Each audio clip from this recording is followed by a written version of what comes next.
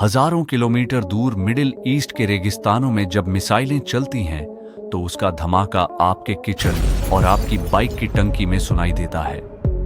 आपको लग रहा होगा कि ईरान, इजराइल या अरब देशों की लड़ाई से भारत का क्या लेना देना, लेकिन सच ये है कि अगर वहां एक चिंगारी भी भड़के तो भारत की अर्थव्यवस्था की गाड़ी पटरी से उतर सकती है। आज के वीडियो में हम किताबी बातें नहीं करेंगे। हम समझेंगे कि दुनिया के उस कोने में होने वाला तनाव आपकी जेब से पैसे कैसे चोरी कर सकता है। भारत अपनी जरूरत का 80% से ज्यादा कच्चा तेल, क्रूड ऑयल, विदेशों से मंगवाता है और इसका एक बहुत बड़ा हिस्सा मिडिल ईस्ट से आता है। अब मैप पर इस छोटी सी जगह को देखिए। इसे कहते हैं स्ट्रेट ऑफ हॉर्मुज। दुनिया का 20% तेल इसी पतले से रास्ते से होकर गुजरता है।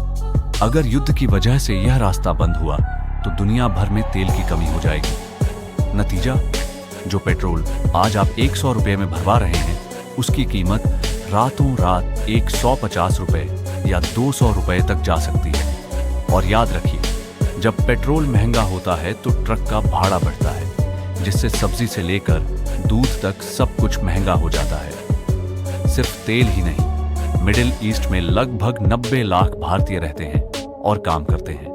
ये लोग हर साल अरबों डॉलर भारत भेजते हैं, जिसे रिमिटेंस कहा जाता है। केरल, पंजाब और यूपी जैसे राज्यों की अर्थव्यवस्था का एक बड़ा हिस्सा इसी पैसे पर टिका है। अगर वहां युद्ध बड़ा रूप लेता है तो सबसे पहले इन लाखों भारतीयों की सुरक्षा पर खतरा आएगा। भारत सरकार को दुनिया का सबसे बड़ा इवैक्यूएशन मिशन चलाना पड़ेगा, जिसमें हजारों करोड़ खर्च होंगे। साथ ही वो पैसा आना भी बंद हो जाएगा, जो भारत की इकोनॉमी को मजबूती देता है। जियोपॉलिटिक्स का तीसरा असर दिखता है आपके डेमेट अकाउंट में। युद्ध की खबर आते ही विदेशी निवेशक FIIs उभरते हुए बाजारों जैसे भारत से अपना पैसा निकालकर सुरक्षित जगहों पर ले जाते हैं। इससे आपका पोर्टफोलियो लाल हो जाता है और रुपया कमजोर होने लगता है। जब रुपया गिरता है तो भारत के लिए बाहर से सामान मंगवाना और भी महंगा हो जाता है, जिससे देश पर कर्ज का बोझ बढ़ता है। दोस्तों, मिडिल ईस्ट की शांति सिर्फ वहां के लोगों के लिए नहीं, बल्कि हर भारतीय के लिए जरूरी है।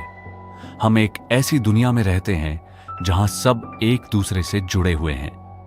आपको क्या लगता है, क्या भारत को इन मामलों में दखल देना चाहिए या अपनी तटस्थता, न्यूट्रलिटी बनाए रखनी चाहिए? अपनी राय कमेंट्स में बताएं। अगर आप चाहते हैं कि मैं ऐसे ही मुश्किल टॉपिक्स को आसान भाषा में समझाऊं तो चैनल को सब्सक्राइब जरूर करें। जय हिंद।